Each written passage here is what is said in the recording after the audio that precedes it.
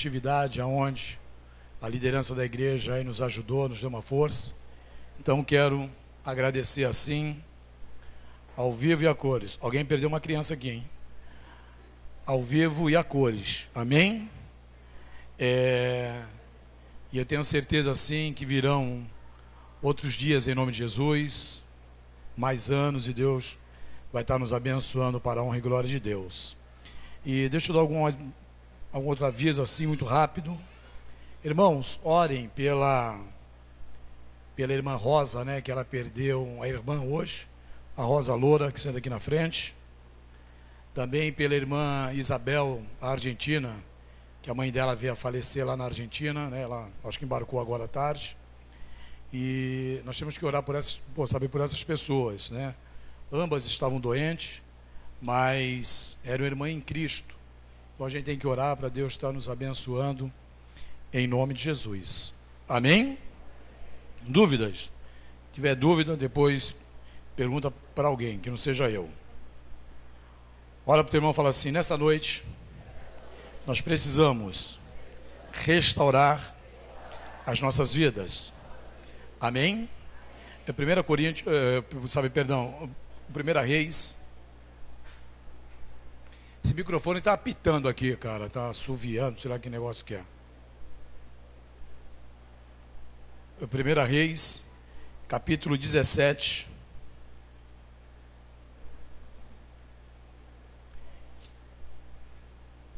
Eu gostaria que você ficasse de pé, na medida que você fosse encontrando. É 1 Reis, capítulo 17, versículo 1. Quantos encontraram, diga amém. Quem não encontrou, diga misericórdia. Vai encontrar em nome de Jesus. É 1 Reis, capítulo 17, versículo 1 diz assim: então Elias, o tisbita dos moradores de Gileade, disse a Acabe: vive o Senhor Deus de Israel, perante cuja face estou, que nesses anos nem orvalho nem chuva haverá, senão segundo a minha palavra. 18:17 diz assim: e sucedeu que, vendo Acabe Elias, disse-lhe: és tu perturbador de Israel? Então disse ele: eu não tenho perturbado a Israel, mas tu e a casa do teu pai, porque deixastes os mandamentos do Senhor e seguiste os Balaíns. Agora, pois, envia junto a mim todo Israel no Monte Carmelo, como também os 450 profetas de Baal e os 400 profetas de Acera, que comem na mesa de Jezabel. Então enviou Acabe os mensageiros e a todos os filhos de Israel, e ajuntou os profetas no Monte Carmelo. Então Elias se achegou a todo o povo e disse: até quando cocheareis entre dois pensamentos? Se o Senhor é Deus, segui-o; se Baal, venha segui-lo. Porém o povo não lhe respondeu nada. Repita comigo: o povo não lhe respondeu nada. Amém? Até aqui. Senhor, eu te louvo e te agradeço por essa palavra, Pai, aonde o teu amor, a tua graça esteja e está sobre as nossas vidas. Pedimos a ti, Pai, que o Senhor venha perdoar todos os nossos pecados, as nossas iniquidades, as nossas transgressões. Fala conosco, Pai. Derrama, Senhor Deus, o teu bálsamo, o teu refrigério sobre as nossas vidas. É o que pedimos, Pai, em nome de Jesus. Amém. E graças a ti. Amém. Pode se assentar. Pode dar um glória a Deus aí sentando, não é pecado. Olha para o teu irmão e fala assim: meu irmão, você glorificar a Deus tem que ser automático. Tem que fazer parte da nossa vida, tem que estar já no cotidiano. No começo a gente até dá uma influenciada na igreja a fazer isso, mas depois já tem que ser no automático. É a mesma coisa quando eu venho dizimar e ofertar. Eu não fico esperando, vamos passar pelo momento financeiro. Eu já venho dizimar e ofertar na casa de Deus.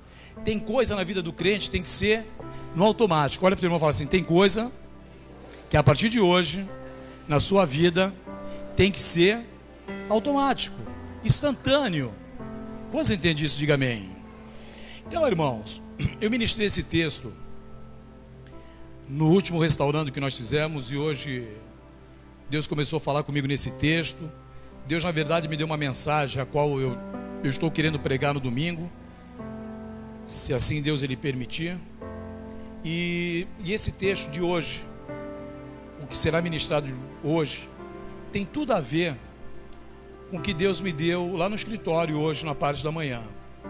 E meu dia a dia, irmãos, está um dia a dia assim que às 8 horas está complicado, né? Hoje eu tive uma situação, eu estava até conversando com a minha esposa hoje. Eu fui comprar algumas coisas lá para o escritório.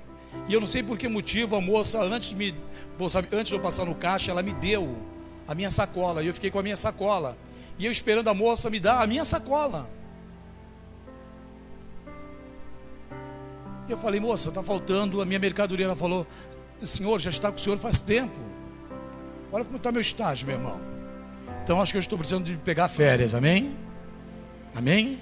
Pastor, pega férias também em nome de Jesus. Amém? Se pegar férias não critica não. Pô, o pastor vai para Miami pegar férias. Não, meu irmão, fica tranquilo. Amém? Fica bem em paz, eu não vou para Miami. Nem falo inglês. Tá, mas aí tudo isso acontece. A minha esposa, e depois aconteceu um negócio também. Deus tocou no meu coração de ceder uma bateria que nós tínhamos aqui. E nós emprestamos lá para a igreja do Caruara. E eu vim pegar com o pastor aqui. E ele demorou uns 5, 10 minutos. Nesse meio tempo veio uma pessoa a qual eu tenho até uma certa admiração, porque ele sempre me respeitou e eu sempre o respeitei. A primeira vez que eu cheguei aqui, que eu coloquei o pé aqui, há 4 anos atrás, nós tínhamos tudo para não nos relacionarmos bem. Mas Deus me deu uma estratégia de falar com ele, dizendo, quando você quiser usar o nosso estacionamento, está liberado para você poder usar. E com esse simples detalhe, eu ganhei essa pessoa. E essa pessoa não está mais, não está mais próximo aqui de nós. E hoje essa pessoa, ela falou, poxa, pastor Mesquita, alguns dias eu venho falando do Senhor com a minha esposa. Falei, pô, que bacana. E ele falou, eu venho assistindo o filme Os 10 Mandamentos e Deus vem falando comigo. Falei, poxa, que bacana. E ele começou a me fazer algumas perguntas da Bíblia. E ele começou, e depois ele confessou que ele é kardecista. Eu falei, não tem problema, meu. Você pode ser quem você quer ser. Quando Deus nos chama, acabou e ponto final. E veio tudo em favor daquilo que Deus começou a ministrar no meu coração de manhã cedo. E eu quero ministrar essa palavra para ti, onde nós falamos sobre restauração. A igreja de hoje, ela precisa ser restaurada, e eu venho falando isso há muito tempo, sobre restauração, eu venho falando sobre mudança de vida, eu venho falando sobre transformação, eu venho falando sobre caráter, eu venho falando sobre várias coisas. Mas aí nós precisamos entender, em primeiro lugar, o que significa essa palavra restaurar. Restaurar significa conserto e recomposição de algo. Pô, sabe, repita comigo, significa conserto e recompor algo. Quando eu restauro o que estava fora do lugar, eu coloco no lugar. Então Elias estava vivendo naquele período difícil, aonde o povo de Israel estava vivendo em tempos difíceis.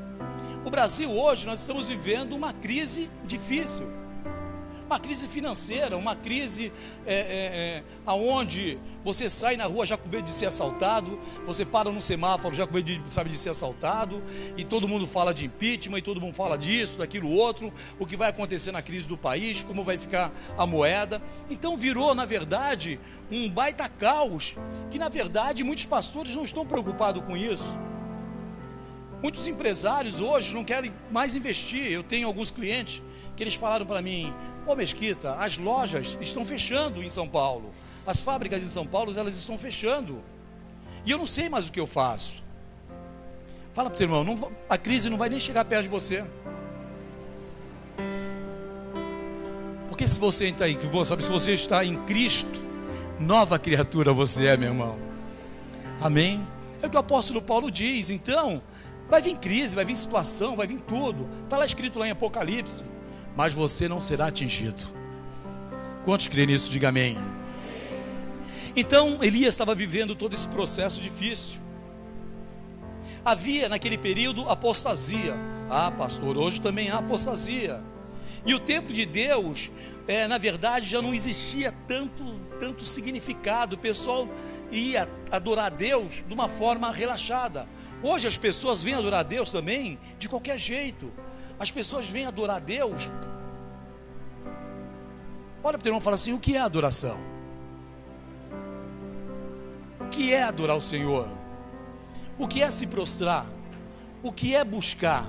Não sabemos. Eu sempre gostei de ministrar louvor, mas hoje eu não vejo mais louvor de adoração. Hoje eu não vejo mais aquela pegada da verdadeira adoração.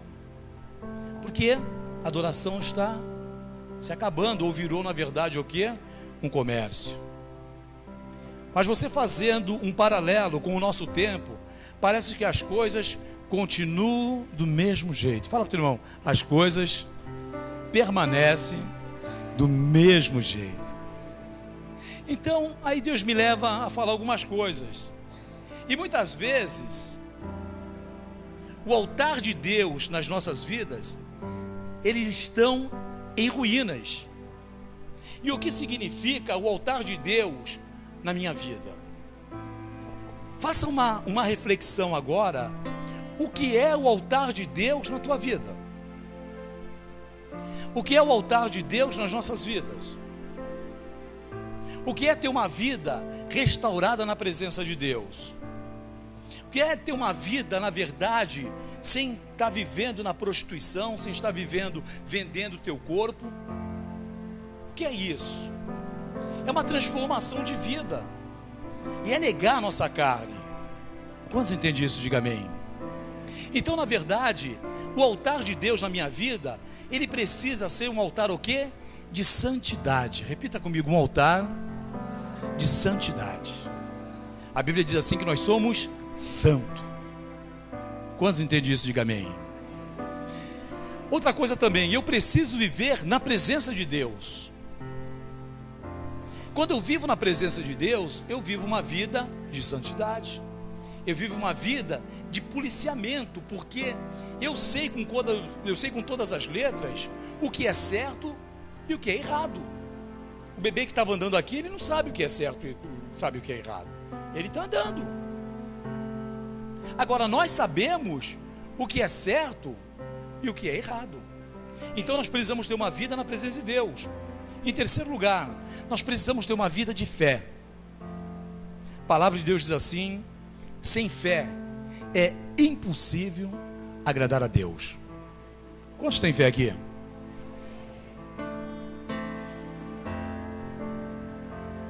Eu vou perguntar de novo, amém? Quantos têm fé aqui? Perguntar pela terceira vez. Quantos têm fé aqui? Aleluia. Se eu perguntar quinta, sexta, vai todo mundo gritar. Mas nós não temos fé. E é por isso que muitas vezes nós não agradamos a Deus. Porque a palavra de Deus diz assim, que se a nossa fé for do tamanho de um grão de mostarda, o que eu faço com aquele monte? Eu removo aquele monte. E você já viu aquele crente que tem 30, 40, 50 anos de igreja? Como que é a fé dessa pessoa? Você pergunta para ele: como é que estão as coisas? Tá legal. Tá bom. E aí, meu irmão? E a igreja? Ah, tá. Eu não suporto quando a pessoa fala assim: a igreja está do mesmo jeito. Quem está do mesmo jeito é você, porque a igreja somos nós.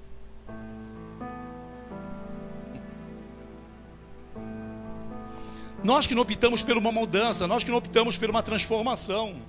E aí a pessoa fala: ô Felipe, como é que tá as coisas, cara? Como é que tá lá a igreja? Tá do mesmo jeito, cara. Fala pro teu irmão: é você que precisa ser transformado. Quantos entendem isso? Em quarto lugar, nós precisamos ter a vida com Deus, como eu falei. Então o Senhor, antes de ser de Cristo ser traído, ele orou ao Pai por seus discípulos, dizendo: para que todos sejam um. Toca no teu irmão, fala assim: ô criatura, ô estranho, esquisito, tu querendo ou não querendo, nós somos um, meu irmão. Não tem jeito. Aí fala, pastor, tem que ser parecido com essa criatura? Tem, porque nós somos irmãos. Quantos entendem isso? Diga amém. É difícil, não é? Mas está na Bíblia. É bíblico. Então ele diz: para todos que sejam um, como tu, ó Pai, o és em mim, e eu em ti, que também eles sejam um em nós, para que o mundo creia que tu me enviastes. João 17, 21. Assim como o Pai e Jesus são um, nós agora somos um em Jesus e no Pai. Meu irmão, olha aqui para mim, só um pouco mais baixo. Se liga só, eu e você somos um. Dá uma lousa para mim e um lápis, que eu vou escrever, eu vou desenhar. Eu estou dizendo que eu e você, nós somos. Sabe o que isso significa? Levanta aqui, Jane. Ela não é a esposa do Tarzan, ela é do Marcão, tá? Se a Jane está fraca, vem aqui, está com dor de dente, irmã? Vem aqui que Deus vai curar teu dente. É para chorar? A Jane está fraca, eu balanço a Jane para cima e para baixo, está fraca. As duas são uma só pessoa. Dá um abraço na tua irmã. Fica muito mais difícil de eu balançar. Vem aqui, Vivian. Abraça aqui as três agora. Não vai tossir no rosto da menina, hein, meu? Ó, torna-se mais difícil. Vem aqui, irmã. Vem aqui, Fabiola. Vem aqui, minha irmã. Pode vir aqui.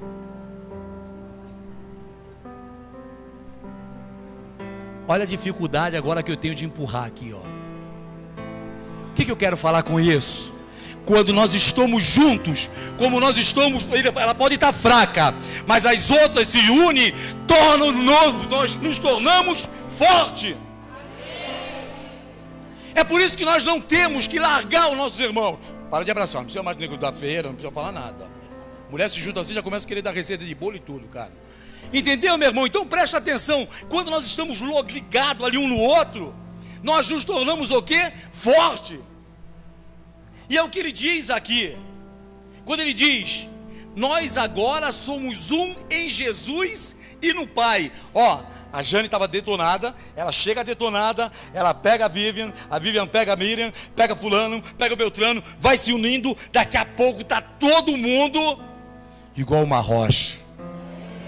Fala assim, pô, figura difícil, eu preciso de você, meu irmão. Precisamos um do outro. Amém?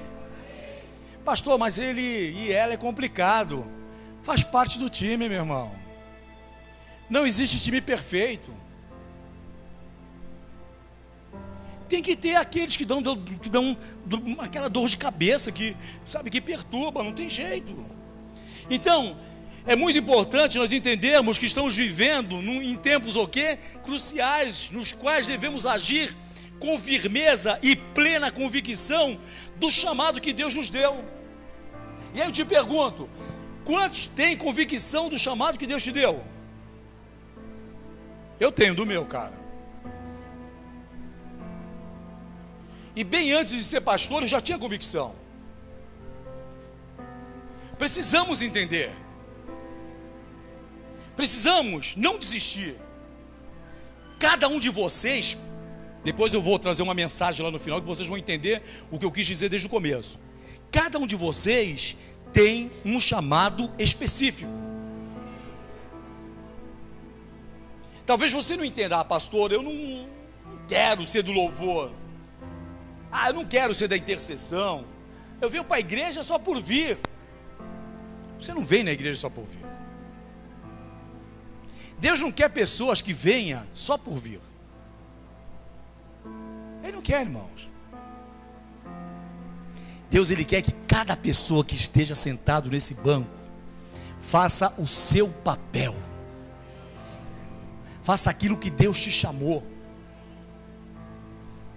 Como igreja, nós precisamos, de uma vez por todas, entender essas coisas.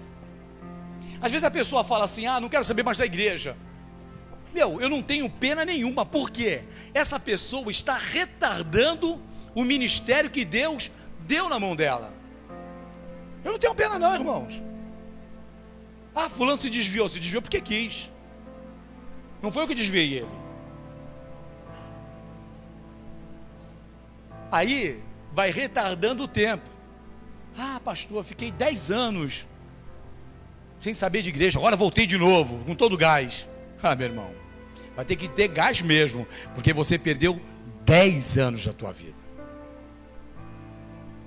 Agora, quantas pessoas não passaram à tua frente nesses 10 anos? Quantas pessoas não te, sabe, eles praticamente ali te atropelaram. Eu tinha um chamado para ser um líder de jovens, tinha um chamado para liderar a intercessão, e eu parei, porque eu não gostava muito do pastor, eu não gostava da placa da igreja a qual eu congregava. Meu irmão, você parou porque você quis, porque nós paramos porque nós não gostamos de desafios, nós não gostamos de mexer essa carcaça, meu irmão. E aí quando eu paro, sabe o que acontece? Tu pensa que a obra de Deus para? Ele coloca um melhor do que você naquele lugar. Quantos entendem isso? Isso é música fúnebre, cara? Pelo amor de Deus. Agora melhorou um pouquinho. Então nós precisamos entender a importância que nós estamos vivendo aqui nesse tempo, que é crucial. Que devemos viver uma vida aqui com firmeza, com a plena convicção do nosso chamado. No mundo espiritual, presta atenção, as forças da maldade estarão sempre lutando de uma maneira desesperada para controlar a vida daqueles que têm chamado. O inimigo, ele não investe nas pessoas que já estão aí na patifaria. Ele investe em você que está posicionado.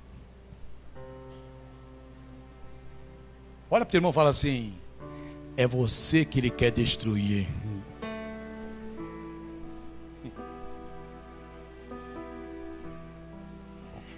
O problema é com você, meu irmão. Não é com as pessoas que estão no mundo. Eu conheço quantos casais que estavam tão bons. Quando a mulher ou o homem vem para a igreja, parece que existe uma baderna dentro de casa. Por que isso? O diabo fala assim: estou perdendo mais uma família, preciso investir mais. E aí as pessoas, o que elas fazem? Elas desistem, porque ninguém gosta de luta. Hoje eu estava falando com uma pessoa lá no escritório lá, e eu peguei e falei para ele: nós fomos criados para não querer perder. Ninguém gosta de perder. Ninguém está preparado para perder. E esse irmão, eu não sei nem qual a religião dele, ele gosta de me ouvir muito. Ele é um cliente lá de Santos que vem aqui só para que eu venha atender ele no Guarujá. E ele perdeu o irmão dele, acho que no mês de fevereiro, né, Leg? Ele estava comentando, em janeiro, né? E ele falou: Mesquita, me explica a morte. Falei: a morte é a morte. Não, mas o que mais? E aí você é obrigado a ler Eclesiastes para ele, que há tempo para todas as coisas. Você tem que falar para esse tipo de pessoa que não existe a reencarnação. E você tem que começar a falar que tudo tem um tempo na vida da gente. E ele falou assim: poxa, mas meu irmão só tinha 60 anos. Falei: você já comprou um carro que ele deu problema antes de vencer a garantia? Sim, assim é a nossa vida. Fala para o teu irmão: começa a cuidar do teu corpo, vai. Você é templo do Espírito Santo de Deus. E aí ele saiu do escritório alegre. Ele falou assim: vou voltar outras vezes. E é tão fácil, irmão, mas a gente começa a querer arrumar muitas desculpas para as coisas. Da mesma maneira, como aconteceu na época de Elias, Deus está levantando servos que restaurem o seu altar, para trazer de volta a genuína adoração a Ele. Hoje, ele sabe disso. O Felipe está comigo, tem uns 12 anos já, Felipe, quando começou, tem uns 12 para 13 anos. Sempre gostei de ministrar louvor, irmãos. Eu gostava de tocar na noite. Eu era da noite. E eu vou falar algo para vocês. Hoje, eu falo com muita propriedade, ousadia e não tenho medo de ninguém. Eu não vejo mais a verdadeira adoração dentro das igrejas. Não estou falando em musicalidade, irmãos. Não estou falando em tocar um instrumento bem. Estou falando em intimidade. As pessoas querem tocar hoje dentro das igrejas para agradar a igreja. E na minha Bíblia diz que quem é digno de louvor, honra e glória é o Senhor. É esse louvor que o Felipe está tocando. A Ele a glória. Quando os verdadeiros adoradores começar a se curvar e louvar de verdade, a glória de Deus vai começar a se manifestar novamente dentro das igrejas. É por isso que nós precisamos restaurar o altar verdadeiramente. Elias teve essa ideia. Então Deus, ele precisa levantar novamente pessoas que restaurem o seu altar. Pessoas que tomem a decisão de tirar todos os deuses alheios das nossas vidas. Irmãos, eu vou falar algo para vocês. Às vezes eu sou até criticado porque tem pessoas que falam: pô, por que não leva fulano lá na igreja? Eu não levo fulano porque ele vai cobrar de 5 a 10 mil no mínimo. E eu não vou tirar um dinheiro desse, que eu possa ajudar alguém com uma cesta básica, para dar para um cara desse, que ganha 10 da minha igreja, 10 da outra, 10 da outra, e faz um salário de 80 mil no mês. Eu não faço isso. Tem um pastor que eu gosto muito, porque o conhecimento dele, teológico, é muito grande. Cara super inteligente, no Antigo Testamento. Eu tinha uma vontade incrível de trazê-lo aqui na igreja. E um amigo conversou, falando que é amigo íntimo dele. Eu falei: então, pede para ele fazer o contato conosco. Ele falou: Mesquita, ele vem por no mínimo R$1.500. Eu falei: então no mínimo ele vai ficar na casa dele.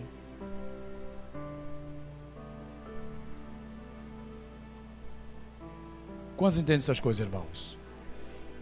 Talvez eu seja o insuportável dos insuportáveis, mas a Bíblia diz assim, que se eu recebo de graça, eu tenho que dar de graça.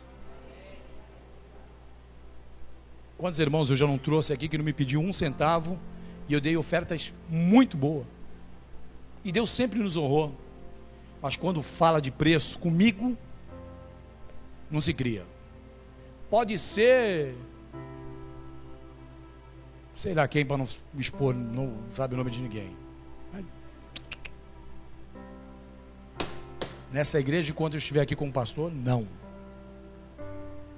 Quantos entendem isso? Então, pastor, para restaurar o altar de Deus, nós precisamos do quê? Fala para o teu irmão assim: então, já que eu preciso restaurar o meu altar, eu preciso do quê? Fala para o teu irmão.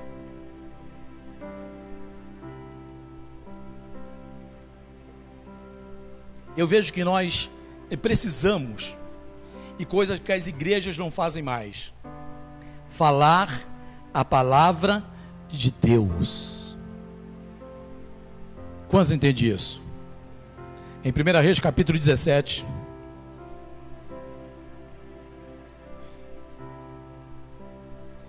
versículo 1 diz: então Elias, o tisbita dos moradores de Gileade e Acabe, diz: vive o Senhor Deus de Israel, perante cuja face estou, que neste ano nem orvalhos nem chuva haverá, senão segundo a minha palavra. O profeta, meu irmão, ele tem que falar. O homem e a mulher de Deus, ele não pode se calar.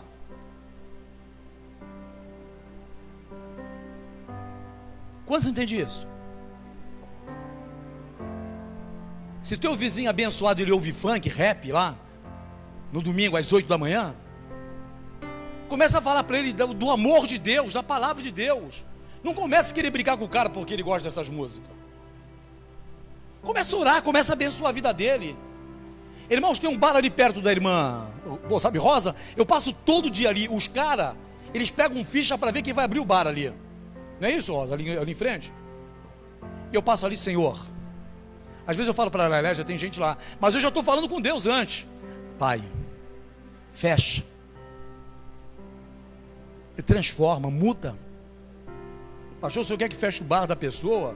Não, ele monta uma padaria, irmão. Vai vender pão. Porque faz fila de manhã cedo. E nós temos que começar a falar a palavra de Deus. Então não adianta a Rosa, o Edson lá, esse bar. Não, irmãos. Senhor, abençoa, Pai. Converte essas pessoas. Tira todos eles. Que o servo lá não entre na falência, não, Senhor Deus. Mas o Senhor deu uma estratégia para ele montar algo diferente. E você vê que os demônios ficam ali na porta, irmãos. Maria Mulambo está lá na porta, Zé Pilintra, tranca a rua, todas essas pragas todas ficam lá na porta, de manhã cedo. Agora uma pessoa dessa se converte, você fala que tem a oração das 7 da manhã, o cara não vem.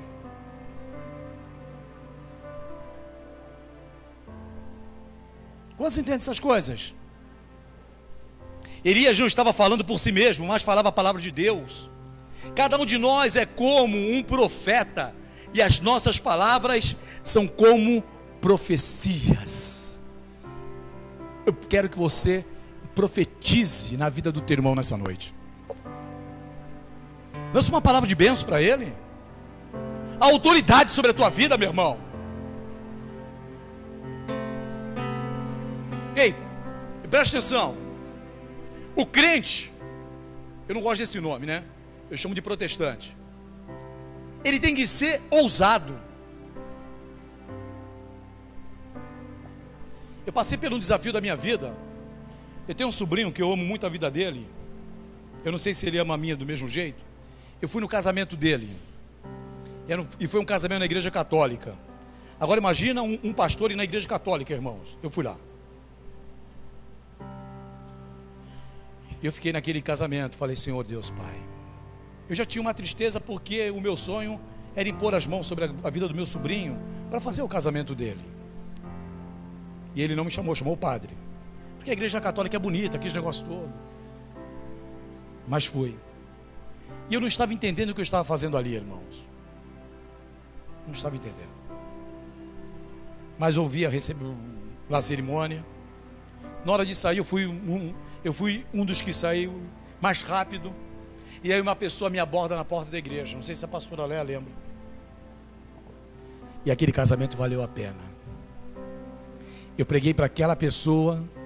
E no meio da calçada, ela confessou Cristo. Irmão, não perca a oportunidade não, meu. Já fiz até caixa de mercado chorar.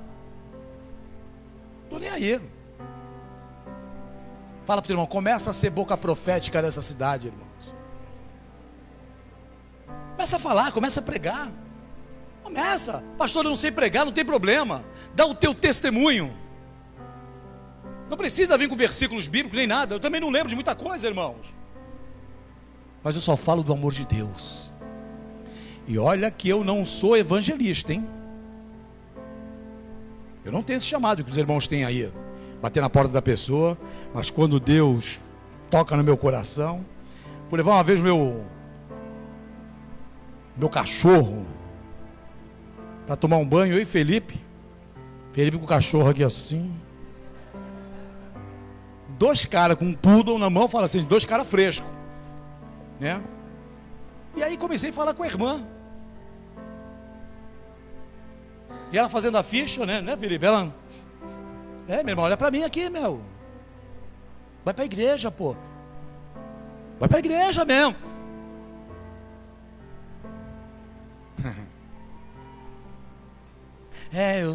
Eu tô desviada. Tô desviada? Vai pra igreja, meu. começa a ter ousadia, irmãos. Começa a abrir a tua boca. Quando você entende essas coisas? Então isso é falar a palavra de Deus. Todas as palavras, quando saem dos nossos lábios, se transformam em uma semente, irmãos. Talvez a pessoa não vá congregar contigo.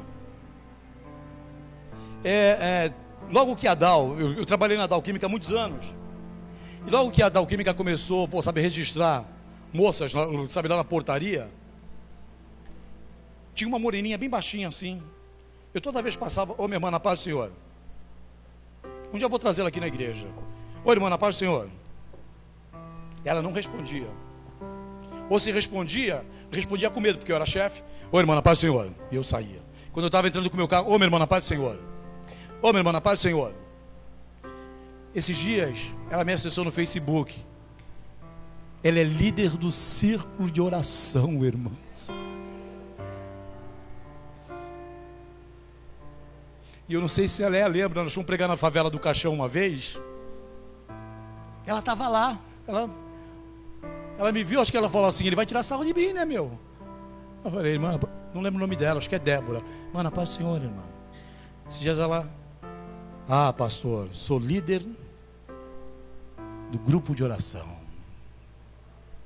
Fala para o teu irmão, a palavra não volta vazia.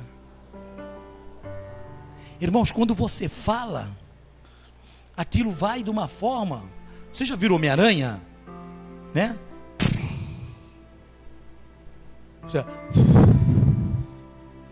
Aí pega a pessoa.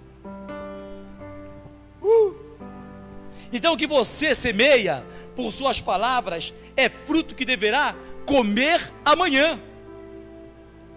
Palavras de bênção que você lança para a pessoa vai te agradecer um dia. Aconteceu comigo. Já falei aqui na igreja. Eu estava nesse mercado aqui do lado, não sei o nome dele ali, o grandão. Daqui a pouco vem um garoto correndo atrás de mim. Eu com aqueles carrinhos, que eu tenho habilidade de andar com aqueles carrinhos grandão. Vem um garoto, eu falei, o que é agora? Agora eu atropelo ele. Vai vir, pastor, eu queria falar com o senhor mesmo. Eu falo, abençoado, nunca vi o cara. Falou, pastor, eu tinha um problema raríssimo, eu tinha uma doença. O senhor orou por mim, eu fui curado. Falei, quando foi isso, cara? Que eu não lembro, meu irmão. Pastor, tem mais ou menos uns 8, 9 meses. Palavras de bênção que você lança na vida da pessoa. Olha para essa pessoa linda que está do teu lado. Se ela não for linda, olha para outra. Fala assim, minha irmã, meu irmão, me dá uma palavra de bênção nessa noite, vai. Aleluia. Me dá uma palavra de bênção. Você já lança a semente. Amanhã a pessoa vem contar o testemunho. O da paz aqui mesmo. Chegou há uns anos na igreja, com a menininha doente. Chegou até a dar, sabe, testemunho. Hoje nasceu a outra bênção dele em nome de Jesus. Amém? É assim. Chegou aqui, pastor, minha filha tem uma doença rara. Mas tem nada, irmão, vai curar, Deus vai curar. Às vezes quem me ouve falar, fala assim, puta cara, sabe que cara frio, meu. Mas eu creio no Deus que eu sirvo, eu não creio, pô. Não, Deus vai curar. Não, pastor, já fui em tal lugar, né? Vai curar, meu irmão.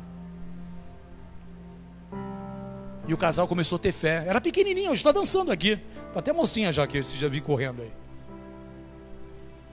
Depois a mãe vem com todos os exames, dizendo que não tem mais nada. E agora já nasceu outro. Aí não perde tempo, o ano que vem é outro. Depois é outro, assim? Não. Não, tá bom. Já profetizei 2, hein? Fala para o teu irmão, creia. Se tu crer, tu verá a glória de Deus. Amém? Então Elias era um homem o quê? Que conhecia profundamente o poder da palavra. Nós não conhecemos o poder da palavra. O diabo, o inimigo, ele usa no poder da palavra. E o crente que tem autoridade no poder da palavra não sabe usar o poder da palavra. Quantos entendem isso? Diga amém. Elias conhecia o poder da palavra. Também sabia que Deus o havia chamado para restaurar o altar que estava sendo o quê? Profanado na sua nação. E aí, quando eu conheço, sei que o altar está sendo profanado, o que eu faço? Eu uso os meus lábios, eu uso a autoridade que Deus me deu e começo a colocá-lo em prática em nome de Jesus. É dessa forma. Deus levanta Elias de uma maneira sobrenatural. Fala para o teu irmão, nessa noite, você vai ser levantado de uma maneira sobrenatural. Precisamos, irmãos, porque eu preciso enfrentar alguns reis que se levantam contra as nossas vidas, alguns principados, algumas situações. Nós precisamos, irmãos, nós precisamos. Hoje a minha esposa falou algo para mim que me tocou muito. Eu fiquei muito triste quando eu fiz uma declaração lá e gerou uma multa. Me deu uma tristeza, né? Não é nem responsabilidade minha, mas ela falou assim: não é responsabilidade sua, é responsabilidade do cliente. Empresas que estão paradas lá e eu sempre correndo, sempre. Aí eu saio do escritório, venho para cá, recebo uma benção de uma pessoa dizendo que quer visitar a igreja.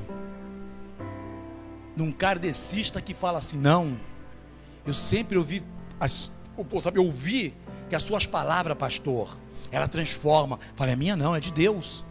Não, mas o senhor é um vaso. Falei, você também vai ser um vaso. E ele falou, não, pastor, mas Deus escolheu só algumas pessoas. Aonde está escrito isso? Não, pastor, mas aonde está escrito isso? Quantos entendem isso? Fala para o teu irmão, estranho, você é um escolhido por Deus, irmão.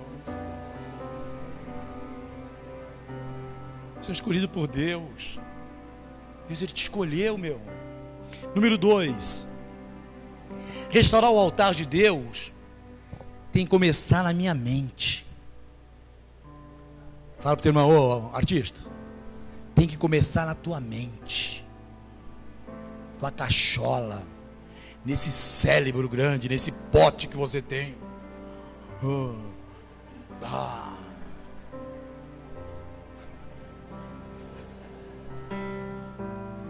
Aleluia. Israel tinha outro Senhor que não era o Deus de Israel. 1 Coríntios 18, 21, o que diz?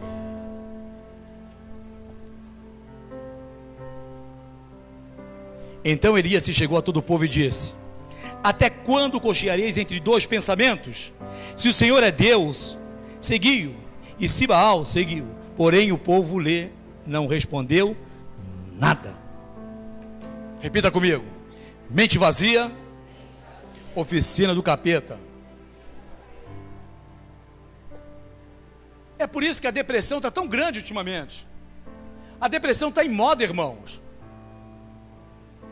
Está em alta. Porque virou moda ficar depressivo. Qualquer coisa, tá, depressão. Não estou dizendo que a depressão não existe. Conheço várias pessoas que já tiveram depressão. Mas começa a pensar besteira, irmão, começa a pregar, começa a falar com autoridade, começa a falar com ousadia, começa a ler a Bíblia, começa a abre culto na igreja aqui. Pastor, eu quero fazer um culto de oração aqui, eu posso? Claro que pode. Começa a se movimentar, meu irmão. Eu já falei na igreja, água parada fede. Se água parada fede, mente vazia é cabeça de camarão. Só pensa besteira. Começa a colocar a tua cabeça em prática para funcionar. Olha para a pessoa que está ao teu lado. Fala assim, você é muito inteligente.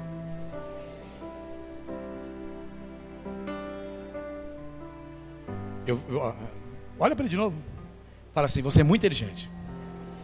Pena que você não entende que você é inteligente. Porque se a pessoa fala que eu sou inteligente, sabe, eu falo assim, glória a Deus! Pessoal, você é inteligente.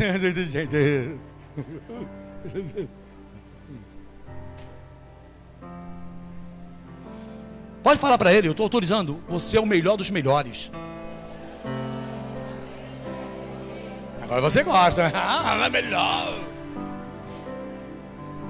Pode falar para ele, você não é fraco não, meu irmão. Você é inteligente. Você é uma pessoa sábia. Você faz a diferença. Ei, preste atenção. Você não é qualquer um.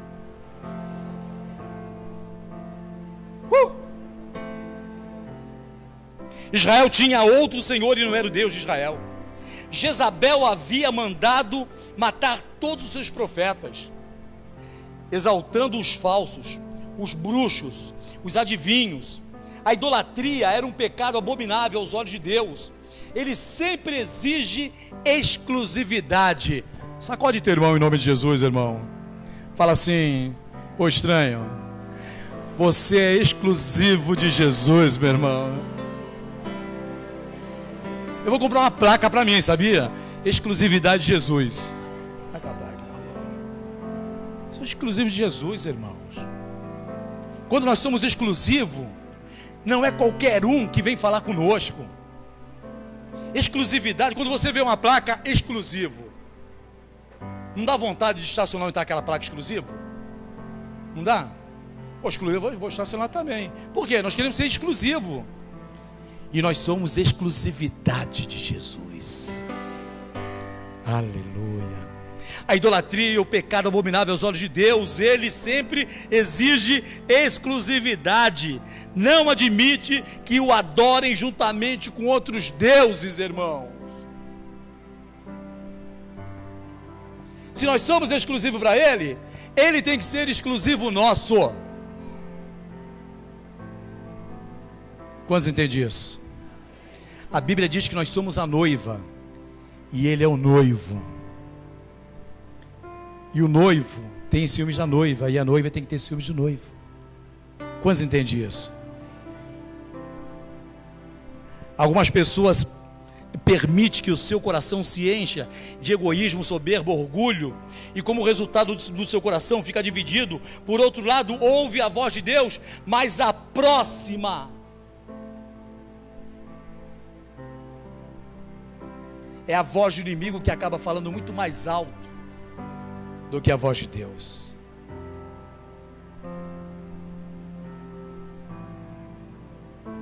Eu peguei a irmã Jane ali e as outras irmãs, a Jane totalmente desanimada. As irmãs poderiam também falar para ela: eu também estou desanimado.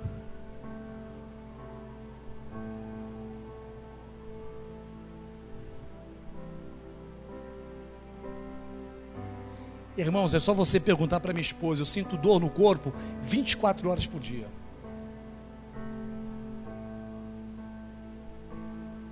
Eu durmo com dor no corpo, acordo com dor no corpo. Para me ajudar agora, me nasceu um tal de... como é que é o nome daquele troço? Pontudo que dá no calcanhar. Que bico de papagaio? Bico de papagaio no pé, meu. Foi tu, Fabiola? Esporão. Negócio endemoniado, irmãos. Tô sossegado com o pé para cima, de repente dá uma dor.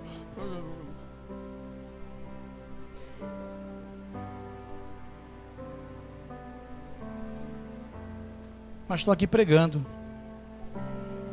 Você pensa que eu não estou sentindo dor aqui? Estou. Meus dois pés. O abençoado esporão já deu duas vezes aqui. E a pessoa assim: opa, peraí, pessoal, vamos interceder, que o esporão tá brincadeira. Eu não posso deixar que a voz do inimigo fale mais alto dentro do meu coração. Irmãos, quando acaba o culto, quantas pessoas eu atendo aqui? Eu estou no maior bagaço. Fala, irmão. Pastor. Aleluia. Aleluia. Vou falando, não estou nem aí, irmão. Esses dias me deram um pastel. Eu fui pegando o pastel, daqui a pouco o pastel fez assim, ó. E nem por isso eu fiquei triste. Eu falei: é de Deus. Dobrei o pastel e dei a dentada, irmão. Fala para o teu irmão: oportunidades. posso deixar essas coisas me abalar, pô. Senão me desanima, eu paro. Repita comigo: restaurando o altar nas nossas mentes. Aleluia. Que Deus é esse que estamos servindo? Será que é Deus mesmo que estamos servindo? Será que estamos divididos? Nós precisamos aplicar a palavra de Deus ao nosso coração. Coloca a mão no teu coração. Quem tem coração pode colocar, tá? Tem crente que fala, coloca a mão no coração, ele fica assim, ó. Pouco, sabe, coração.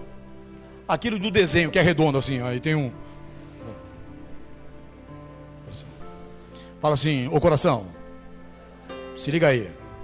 Estou colocando uma semente hoje dentro de você.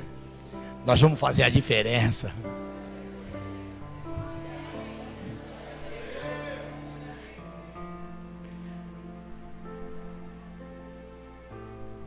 Peguei, tomei um banho. E eu sou privilegiado, irmãos. Até a água gelada da minha casa está quente. Coisa de Deus. Tomei um banho, já saí suado do quarto. Aí sentei, aliás, aí dei 2 piscadas.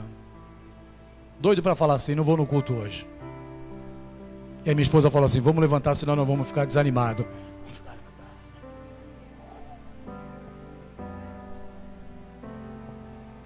Quantos não ficaram desanimados hoje? Segura, segura. Vamos lá, vamos se ligar aqui. Quantos ficaram desanimados, irmãos? Vamos lá. Que Deus é esse que estamos servindo? Será que é Deus mesmo que nós estamos servindo de verdade? Ora pela vida do irmão, irmãos, em nome de Jesus. Até quando cocheareis em 2 pensamentos? Você pode servir a 2, sabe, a 2 pensamentos? Não podemos ter 2 pensamentos. Hoje, dentro das igrejas, as pessoas passaram a ter 2 pensamentos. Estamos dentro da igreja e pensamos em coisas que estão acontecendo aí fora. Por que isso, pastor? Porque a Bíblia diz que o mundo jaz do maligno. Que mundo nós vivemos? O que nós estamos vivendo? Quantos entendem essas coisas? Diga amém. Aleluia.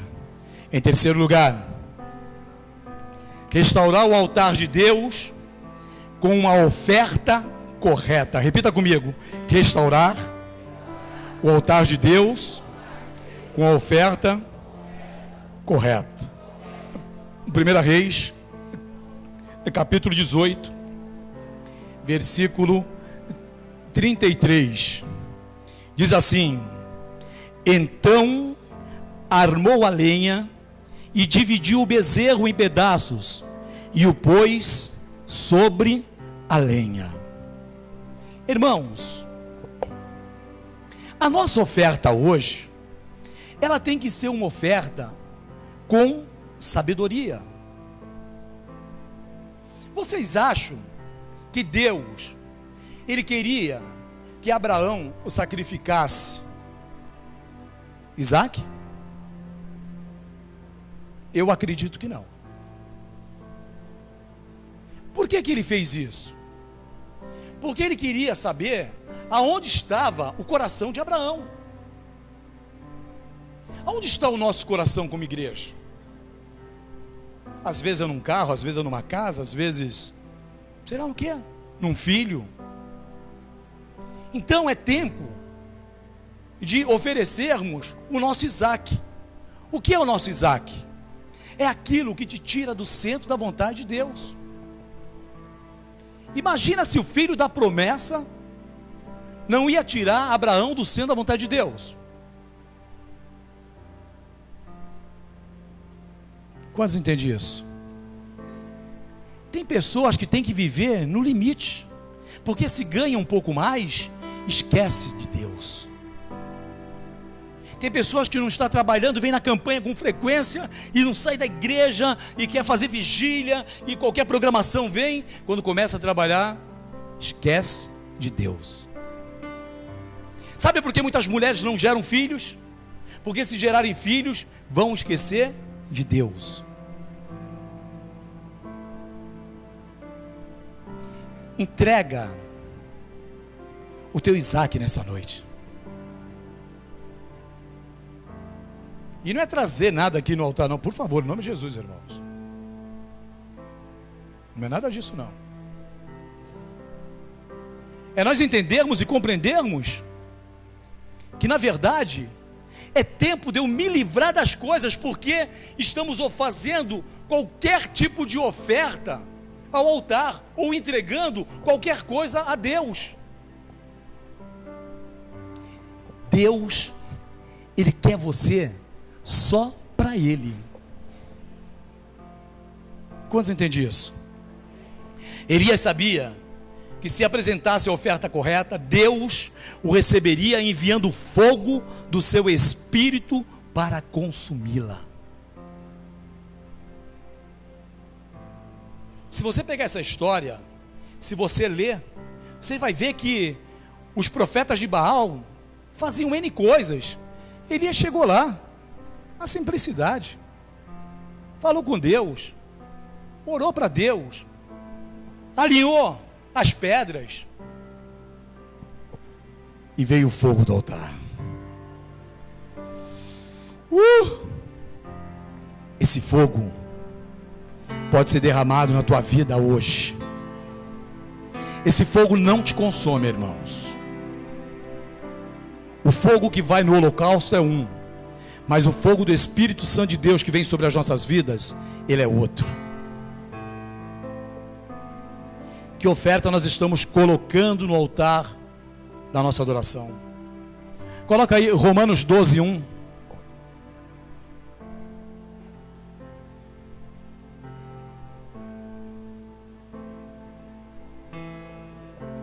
Rogo-vos, pois, irmãos, pela compaixão de Deus, que apresentei os vossos corpos como um sacrifício vivo, santo e agradável a Deus, que é o vosso culto racional. Fala para o teu irmão, Deus te quer nessa noite, irmãos, por completo, todinho, ou todinha. Deus, Ele te quer. Deus deseja ver nossas vidas de obediência como um sacrifício do altar. Só na igreja do vizinho que tem pessoas desobedientes, aqui não tem, amém? Amém?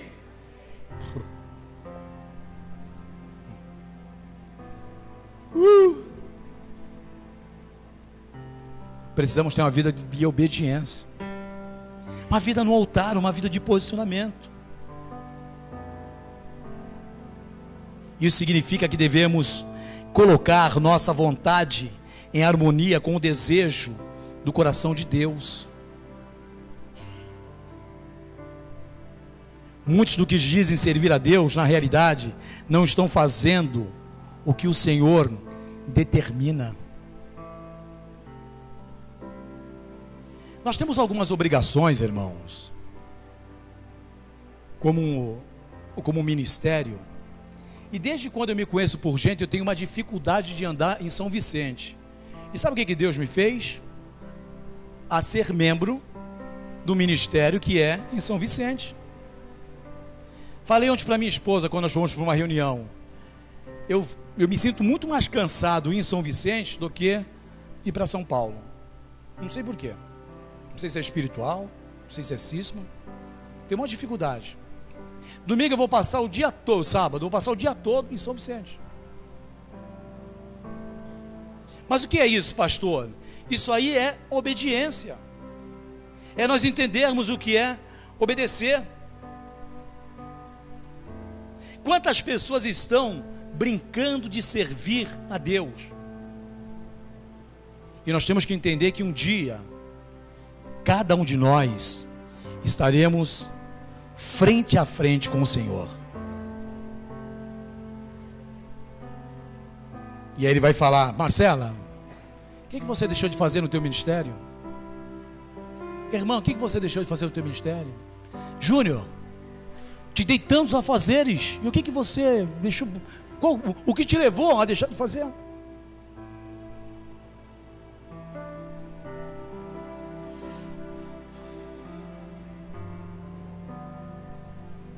isso que nós temos que entender que cada um de nós temos um chamado.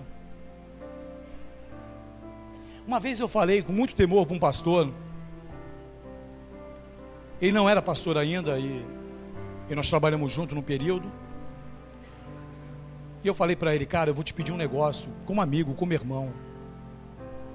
Não tenta parar o meu chamado. Não para meu chamado.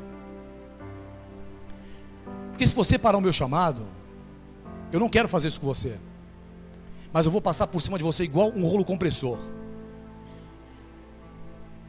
Aí ele falou assim: mas como assim? Não, eu não quero. Eu vou ser obediente a você, mas não bloqueie meu chamado. Nós somos pastores, amigos. E um dia ele falou: cara, eu entendi o que você quis dizer. Porque hoje ninguém para o meu chamado, ele falou. Fala para o teu irmão assim: ninguém vai parar o meu chamado. Às vezes o mundo nos oferece determinadas coisas que eu acabo parando. A minha esposa fala determinadas coisas assim que ela é muito sábia, irmã. O jovem dá uma benção na igreja. Ele começa a namorar, acabou o cara. Acabou. Acabou. O cara está na pegada, meu. Tá um leão, meu. Aí aparece uma moça na igreja. Aí ele fica barrando. Tu fala com ele, está no mundo. Acabou. E geralmente, me perdoa, mulheres, é a mulher que destrói o ministério daquela criatura. Apesar que tem situações também, que às vezes a mulher está no sufoco, e aí chega um cara na igreja: ah, meu príncipe. Chegou, é ele. Não. Deus vai te entregar a pessoa certa. Amém? Não fala amém porque tem pecado. Deve estar namorando gente que não é da igreja.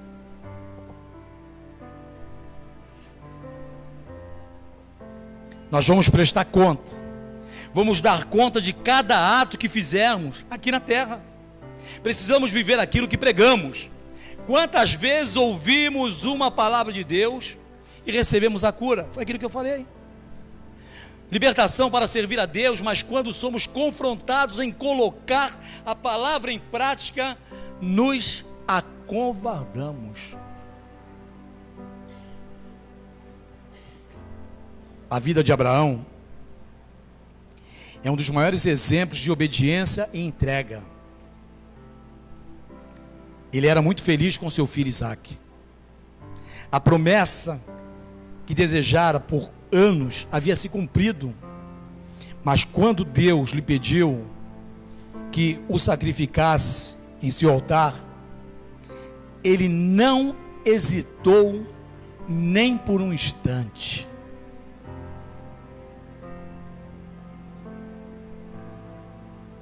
Talvez você fale: ah, pastor, isso é Isaque, isso é Abraão, isso é Jacó, isso é com eles, comigo não. Deus, ele conhece teu coração. Ele não vai pedir nada absurdo, irmãos.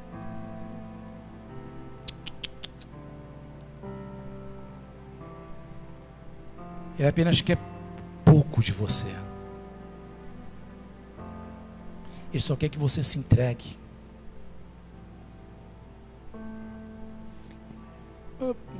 E para concluir, restaurar significa pôr em ordem a nossa própria vida. Nós temos que entender que nosso corpo é templo do Espírito Santo de Deus. E devemos entender que a nossa vida, ela não é um caos. Pode falar para o teu irmão: você não está vivendo um caos. Você não está vivendo um caos. Talvez você tenha permitido na sua vida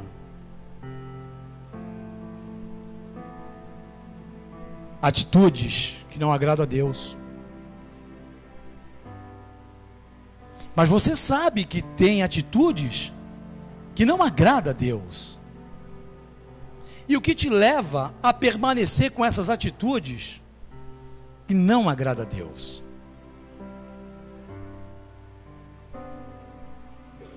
E para finalizar, eu vou falar para vocês a palavra que Deus me deu de manhã cedo no escritório. Que nós fomos comissionados. Repita comigo. Eu fui comissionados. Pastor, o que é isso? No livro de Mateus, capítulo 10, no versículo de número 1, fala dos 12 discípulos, cada um com o seu chamado. Jesus escolheu 12 discípulos, um diferente do outro.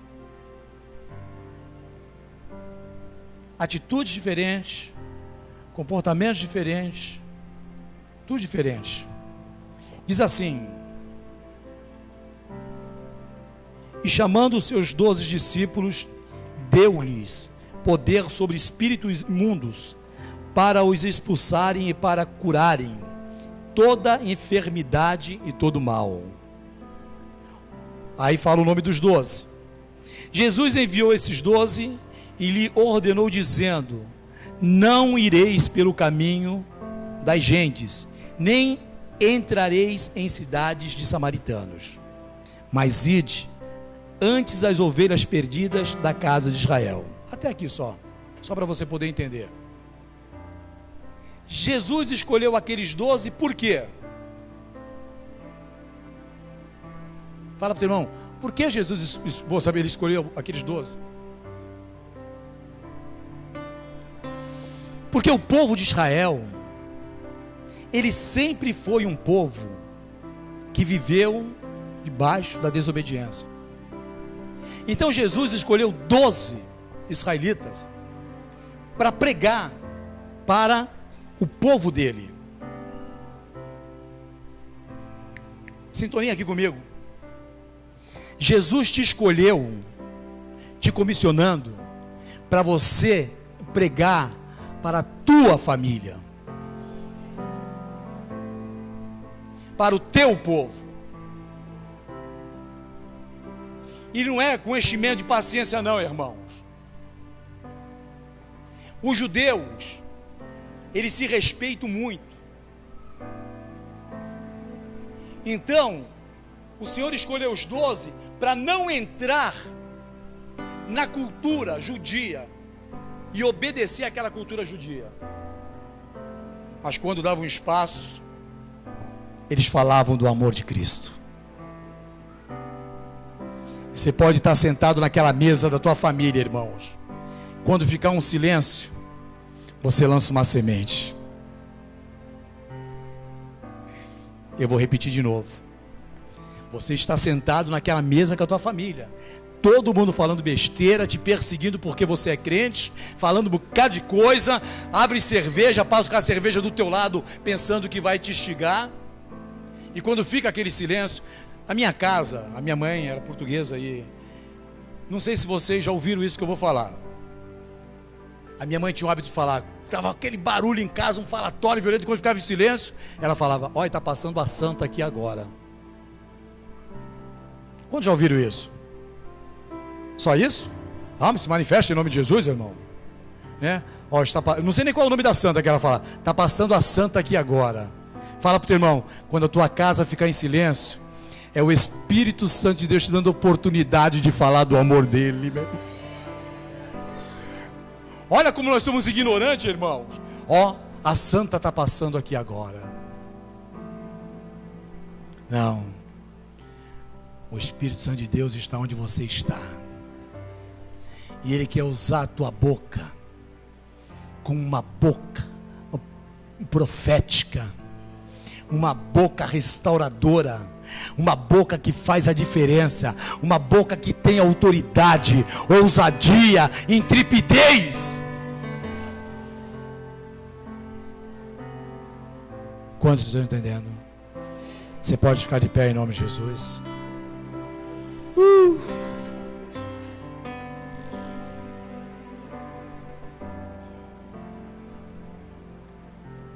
Aleluia.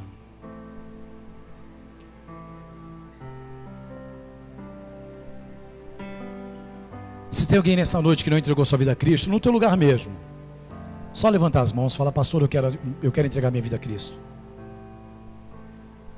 Se tiver alguém aqui nessa noite, fala: pastor, eu quero.